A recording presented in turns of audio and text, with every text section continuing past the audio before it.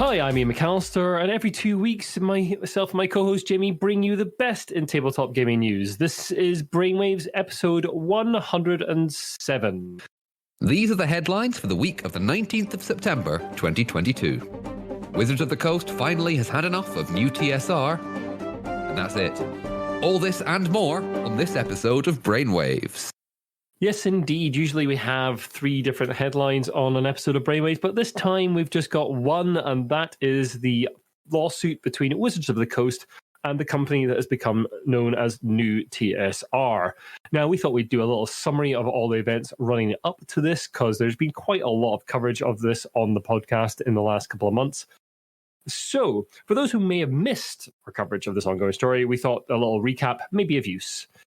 Before we begin this, I would like to just say that I am going to be using some terms that some people may find offensive. It's not our intention to offend, but we feel it necessary to use those terms as they come from the documents that we're about to talk about. Our apologies in advance for anybody who gets offended by what I'm about to say. Tactical Studies Rules was the original company that released Dungeons & Dragons way back in 1974. That company was eventually bought by Wizards of the Coast in 1997 when TSR was close to bankruptcy. Wizards of the Coast went on to release various versions of Dungeons & Dragons over the years, from 3rd edition to the now incredibly popular 5th edition of the game that has seen the fortunes of both Dungeons & Dragons and Wizards on the continual rise. Some, however, were unhappy with the strides Wizards were making in bringing Dungeons & Dragons to a wider and more diverse audience, and decided to revive the name Tactical Studies Rules and pursue their own RPGs that were more traditional in flavour and would ignore all the woke nonsense. I'm doing air quotes on a podcast, I know that's not great, and ignore all the woke nonsense that they perceived was being committed by those behind the current edition of Dungeons & Dragons. This version of the company was set up by Ernie Gygax Jr., son of E. Gary Gygax, the originator of Dungeons & Dragons, and a gentleman known by Justin Lanaza, and is colloquially referred to as nuTSR, N-U-T-S-R. They have had all sorts of controversies, from various examples of white supremacist language in their upcoming Star Frontiers RPG, to posting transphobic, homophobic, and various other horrible things to their Twitter accounts. Now it seems like things may be reaching a middle in the ongoing clash between nuTSR and Wizards of the Coast. Originally, nuTSR tried to dispute some of the trademarks that Wizards of the Coast held, but that came to nothing. A short while ago, a playtest document for their RPG, Star Frontiers New Genesis, the revival of an original TSR line, leaked online.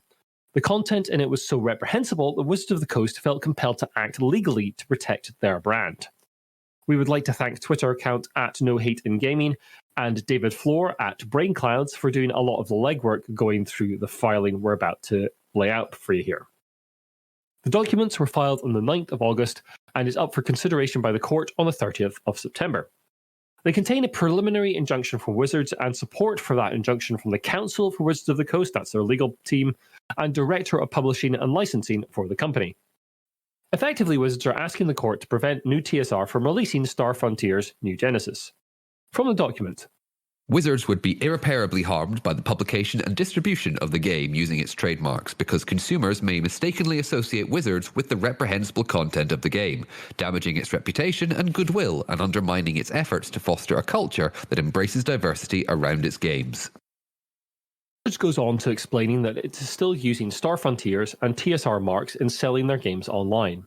The suit names Justin Lanaza as the defendant and the Dungeon Hobby Shop Museum, which is the company he started to make these products. What is the reprehensible content that Wizards is referring to, you may ask? Well, one of the later documents in the suit is from the Wizards Legal Counsel. It details at great length why nuTSR has no claim to the TSR logo it thinks it does, and also dives into the real playtest documents for Star Frontiers New Genesis. These are obtained from a subpoena issued to Wizard Tower Games, who had access to the playtest documents for Star Frontiers New Genesis. We'd like to remind listeners that the documents we are describing and their contents were defended by nuTSR when originally leaked as being photoshopped. Another exhibit, Exhibit E in the documents, is a playtest document with many of the most offensive segments highlighted. These include elements we have previously reported on where they talk about blood purity and that, in their words, the Negro race is a subspecies of the Nordic race and is inferior. This also appears alongside a strong anti-trans stance. We'll link to the previous casts that contain all this information, but suffice to say that we have read it, so we hope that you don't have to. Amongst the rest of the court filing is the information that Justin Lanasa may have committed perjury or fraud when establishing nuTSR. There is documentary evidence that when filing to establish the company, he declared that he didn't know of any other company using the name TSR, despite Wizards of the Coast providing ample evidence that they still use the trademark. It's worth noting that David Floor, who we credited above, has a version of the Star Frontiers playtest document that is a little further down the line towards production, and is a later version than the one that Wizards are using as part of their lawsuit. It has removed some of the more overt racist elements, but still contains things like the superior Nordic race. You'd think a massive injunction from the owners of Dungeons & Dragons might be all that we would be reporting on today, but there's more from the world of nuTSR. Don Samora of Wizard Tower Games claims that Lanasa emailed him a spreadsheet in May of 2022 that included financial information from customers and businesses of nuTSR, and that information included full names, home addresses, phone numbers, and even credit card numbers. This includes customers of TSR or the Dungeon Hobby Shop. Don commented on a thread on site EN World entitled The Full and Glorious History of nuTSR, offering to confirm if anyone's personal information was part of the spreadsheet he received. The information Don shared was part of a back and forth between him and Lanasa that started on August the 29th, when Wizard Tower Games confirmed they had received subpoenas from Wizards of the Coast relating to the lawsuit we described earlier. EN World has a pretty extensive summary of all these events leading up to this point, which we're going to provide a link to in the show notes, and it's that thread that I just described, the full and glorious history of nuTSR. It's all split down by date and times and all that. It's very informative if you want a good sort of overview of the situation. So, there's a lot going on in there, obviously. There's lawsuits about. It does feel to me like this might be a bit of an end of this. Certainly, No Hate in Gaming seems to think that this might be the end for nuTSR, and I am personally inclined to agree. You've got a huge company in Wizards of the Coast bearing down upon you with all the weight of their legal department to basically stop you producing the one thing that you have said that you will produce. Basically, nuTSR have run around for months, kicking up a fuss about how woke Dungeons & Dragons is, saying some incredibly horrible and terrible things, producing products that contain horrible philosophies and ideas in them. And Wizards have, quite frankly, had enough. And, quite frankly, about time. What do you think, Jamie? I think there's nothing to say. I think their actions, what they've put out, speaks for themselves. Utterly reprehensible, and I won't beat about the bush. I hope they don't come out of this. Yep, I agree entirely. They have no place in the community at all, as far as I'm concerned.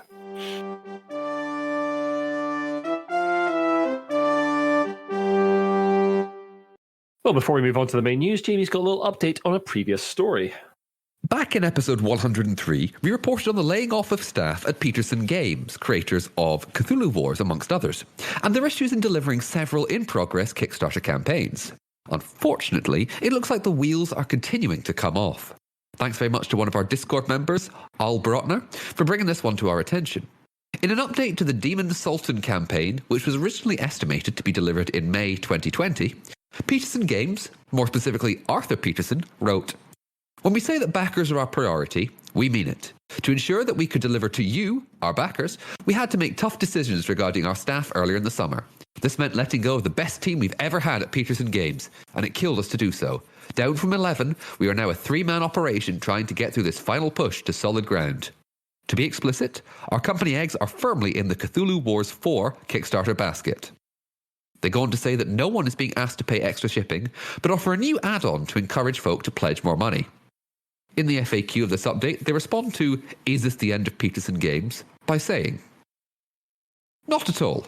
As stated above, we are just stretched a little thin right now. The pressures of the last 2 years were incredible. We made the choice to keep our staff and keep paying out money when we had little money coming in as far as product sales. CW04 is a huge investment for us, and once we have that product in hand, we will be on some pretty good ground. In fact, once we have CW04, we will turn our attention to each one of our other Kickstarters and get them to market. We're both optimistic and confident that we'll all be discussing future Kickstarters soon." This does not sound good. Personally, I don't understand how, trying to produce more product is meant to help. It might be easier to, ask for more money at this point. Many other Kickstarter campaigns have done it, not always successfully, but they have done it. Also, the bit where they say basically they kind of blame the backers for the sacking of the staff a little. Like that's you could kind of interpret it that way, and it just doesn't look very good. I believe there was a timeline for some of this stuff coming out, and you might also see some of this for another couple of years. It does not sound good for Pearson Games, especially they've got such a small team now trying to do the work of a much larger team. Yeah, I'm not sure that's going to have a happy ending, I'm afraid. Jamie, it's not all black and white in the world of chess. High-level chess is a very serious thing indeed, and is no stranger to controversies. The current situation rocking the chess world took place at the Sinquefield Cup in St. Louis, Missouri, United States. The world champion, Magnus Carlsen, withdrew from the tournament after losing to 19-year-old Hans Niemann in the third round. This marks Carlsen's first ever withdrawal from the tournament, and the first time he has lost while playing white against a lower-ranked opponent in several years. Now, after this, claims of cheating on Niemann's part have been circulating, with Hikaru Nakamura, the top Blitz variant player, adding that Niemann had been banned from chess.com, biggest chess website in the world, in the past. Niemann's statement included, "I cheated on random games on chess.com. I was confronted, I confessed, and this is the single biggest mistake of my life. And I am completely ashamed. I am telling the world because I don't want misrepresentations and I don't want rumours. I have never cheated in an over-the-board game, and other than when I was 12 years old, I have never cheated in a tournament with prize money." Niemann has repeatedly said he cheated aged 12 and 16, but is clean now, and would play chess naked to prove his innocence at the tournament. As a result of these claims, currently Niemann has been banned from chess.com and has been uninvited from the chess.com Global Championship, a $1 million event being held in Toronto. Now, according to The Guardian, and I quote here, "It is potentially the most serious such case for international chess since the 2005 Toiletgate World Championship match, when Veselin Topalov accused Vlad Kramnik of analysing games in the lavatory." I read several articles around this cheating scandal, and some of them were just absolutely bonkers, including someone who accused him of using, and I'm sorry to say this on a podcast, anal beads to cheat. What's wrong with anal beads? Don't kink shame. I'm not. But it's just a very, very strange thing to have said. After shaking up their board recently, the Game Manufacturers Association, GAMA, has shaken up the awards they give out each year called the Origins Awards. The categories for the forthcoming awards this year will be Tabletop Game of the Year, Best Board Game, Best Card Game, Best Children's Game, Best Miniatures Game, Best Collectible Game, Best Role-Playing Game Core Book, Best Role-Playing Game Supplement, Best Game Artwork 2D, and a category for 3D as well, and a Best Game Review and Best Game Accessory. The big changes here are the addition of 2 artwork categories. The digital adaptation category has disappeared, and they've streamlined some of the wider tabletop categories and added a review category. The eligibility period is from 1st of January to December 15th, 2022, and the submission window will be from the 1st of October to December 15th, 2022. I'm going to say this right off the top. Best Game Review. What does that mean? What does that entail? No idea, but I want it. So give it to me. But no, in all seriousness, I do think like getting rid of the digital adaptation category seems like a misstep to me, because we're seeing so much more of that now, seeing so many more board games come to digital versions, either through Steam or through Board Game Arena or Tabletopia or something like that, that the digital side of tabletop gaming became such a big thing during the last couple of years, and it's not going away. Yes, but COVID is over now, Ian. So now we move on. Of course it is. Totes over. But yeah, it just seems like a slight misstep. I think that we'll see a return of that category personally, because I think it's just going to be more of a thing for board games to have digital adaptations all the time. That's right. I think having a digital adaptation category is maybe a good idea. It is now a large part of the hobby and industry, whether people like it or not. And, you know, you're not always going to be able to play games with people around the table. Sometimes playing it online is the only way. I mean, we're even seeing multiple adaptations of individual properties. Like Wingspan is available as a Steam game, a Steam program, and is also now on Board Game Arena. So we're seeing sort of multiple digital adaptations of. Oh, they're doing the same with Ticket to Ride. Ticket to Ride has its own game and is coming out on Board Game Arena as well. Yeah, absolutely. So it's a thing. You need to acknowledge that it is. Sticking with awards for a moment, Jamie, a little closer to home. We have the Tabletop Gaming Live Award winners. Now, Tabletop Gaming Live Awards, I believe we talked about the nominees several podcasts ago. And as you're listening to this, Tabletop Gaming Live will just have happened in Manchester, so all the awards will have happened. Congratulations to all the winners. Picking out a couple of choice selections here, we have Best Game, the game du jour, Arc Nova from Capstone Games. The Best Party Game, Blood on the Clock Tower. Lots of talk about that. Best intergenerational game was Core Quest. Congratulations. And the best way to die in an RPG award went to Call of Cthulhu from Chaosium. But sadly, there was no context for how is the best way to die in Call of Cthulhu. And that, my friends, is disappointing. In the world of crowdfunding, there's never a 100% guarantee that your pledged cash will actually result in a product arriving on your doorstep. This is just the way it is, and in recent years, the probability of things going wrong has somewhat increased, often through no fault of the companies involved. Gamefound, the recent arrival on the tabletop games crowdfunding scene, doesn't think this needs to be the case, though. In a post entitled Securing Your Pledge in Unstable Times, Alex Radcliffe, Chief Marketing Officer of Gamefound, laid out the bad feeling of seeing your pledge requirement jump after the campaign ends due to shipping or other issues. Gamefound thinks this leads to a lack of confidence in the platform and products and leads to more $1 pledges so people don't have to commit fully to the campaign. To counter this problem, they are introducing the Secure Pledge. This is an optional opt-in for creators at the start of a campaign and means that the campaign guarantees its backers a full refund if the declared costs at the start of the campaign go up by 10% or more. The creator guarantees a full refund to those who request one up to 2 weeks after any such change is implemented. Gamefound will also refund its provision for that pledge, the cut the platform takes. You'll know a project is part of this program as it will be visible on the campaign's launch and in the Pledge Manager. Now, I'm personally not sure this will 100% do what they think it will do, but maybe it'll give backers a bit more confidence, so companies will see a bit more money. I do wonder if, committing to that refund, we'll see sort of campaigns kind of falter at the end a little bit. Don't know. What do you think, Jamie? I think it is good that a secure pledge is being introduced, but it's still one thing to remind people that even with a secure pledge, your project may not fund.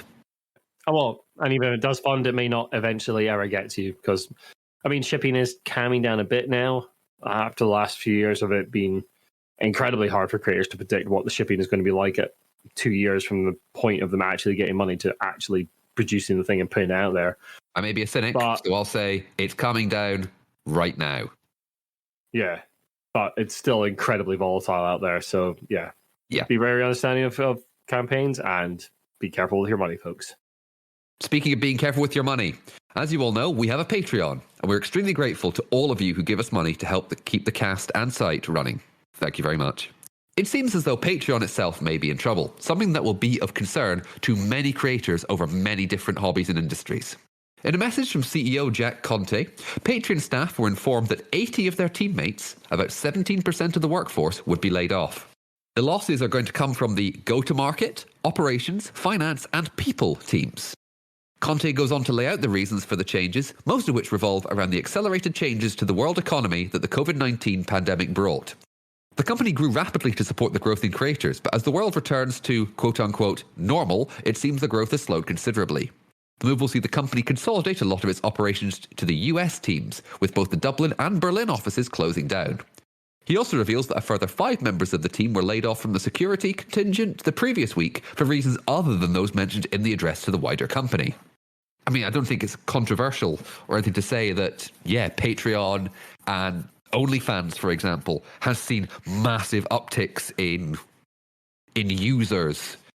People reassessing their lives, people trying to take a gamble and, see if they can come out on top with something a bit more personal, maybe, Will the companies that benefited so much from the lockdown see their fortunes fade now or not? Certainly possible. That Patreon firing such a large number of staff and effectively downsizing the company again after a period of rapid growth doesn't speak well to their sort of long-term planning. Maybe it'll secure them for the future, but it's definitely something to keep an eye on. I'm not worried myself for our Patreon, and there are other ways that we could potentially ask for money from our listeners and readers, but Patreon is extremely convenient, obviously, and it's a relatively decent platform, but people do it in lots of other ways. So if Patreon was to disappear, I'm sure people would find different ways to do it, and I'm sure someone would step into the void as well and establish a new paradigm.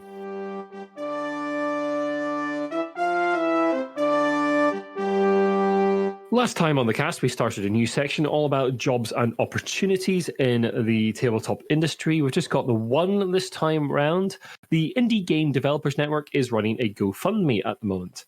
The money raised will be given to all sorts of tabletop folk from diverse backgrounds in order to complete projects they feel passionately about.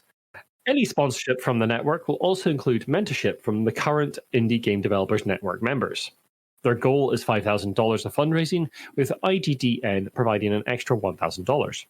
You can check out the GoFundMe for more information and details as to the people they've helped out in previous years. It's a very worthy cause, so if you do have a few bucks that you'd like to help out IGDN, then please go and visit their GoFundMe. And if you have events or jobs that you'd like us to advertise on the cast, then please do get in touch with us. You can get in touch with us via Twitter or via our email. Let us know about your event a couple of weeks in advance. If you'd like to record something, a little sort of 20 to 30 second bit about your event, we'll put that out in the cast. You can give yourself a little shout out and we'll advertise it to our listeners. That'd be wonderful.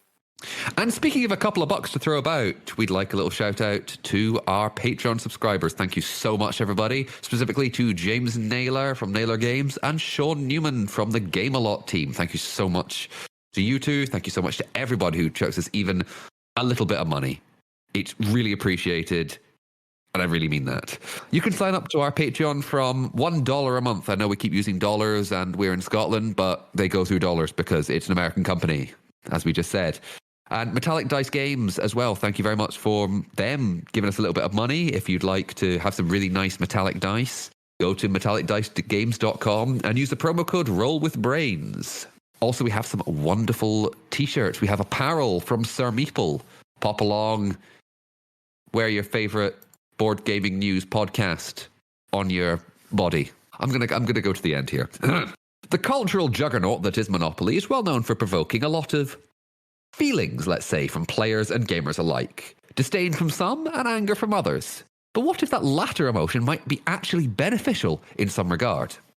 According to Hasbro's Benelux department, which is the department concerned with Belgium, the Netherlands, and Luxembourg, 8 out of 10 people fight while playing Elizabeth McGee's game that was sold to Charles Darrow and then the Parker brothers. Their research suggests the emotional stress one feels during Monopoly could potentially be helpful in personal and emotional development. This is probably more aimed towards children. Creative agency Kressel Kramer has created an ad campaign for the Benelux countries. Consisting of 5 posters, each one shows a child being upset or angry whilst playing Monopoly and carries lessons on it, such as for dealing with a setback, and for learning how to express emotion.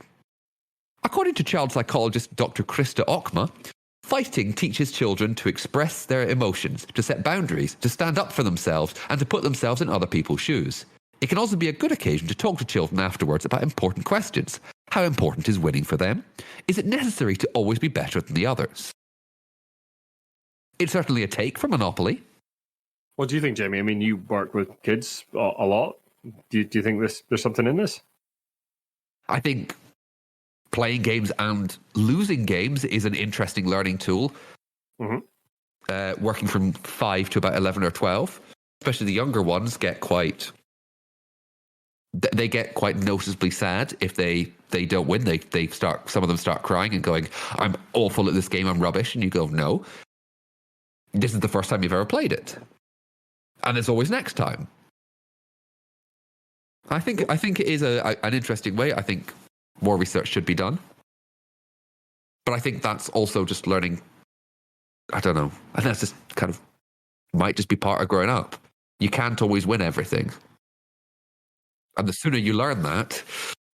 Yeah, I mean, the educational and sort of psychological benefits of games have been well documented. Whether Monopoly specifically is about that or not, I'm not sure. I think it's definitely, I think Monopoly being focused on because it's Monopoly. It is, one of the games. Yeah. It is everywhere, and it's one of the games that can be passed down through word of mouth. It's like Snap or Uno. You know how to play it because your parents know how to play it, because your grandparents knew how to play it. Maybe your great-grandparents knew how to play it. This is how you play it, and it is also well known for, causing emotion. Also, because of that period a couple of years ago where Hasbro went through a series of ironic Monopoly versions, like the longest game ever, Cheaters Edition, Socialism Monopoly. Anyway, I'm going to stop. Yeah, and if you'd like to tell us about the educational experiences you've had with board games, then please do get in touch. Thanks very much for listening. If you like what you've listened to, then the best way to help us out is to share the podcast and drop us a review and rating on iTunes or your podcast app of choice. You can also follow us on Twitter, Instagram, and Facebook. I'm mostly active on Twitter. You can come and join us in our Discord, where we've got a lovely, friendly community. And every Tuesday after the cast goes out, we play board games together online. So do come along and join us. Our website is thegiantbrain.co.uk, and you can get in touch with us about anything in the show at giantbrainuk@gmail.com. We hope to see you next time. Bye for now. Bye.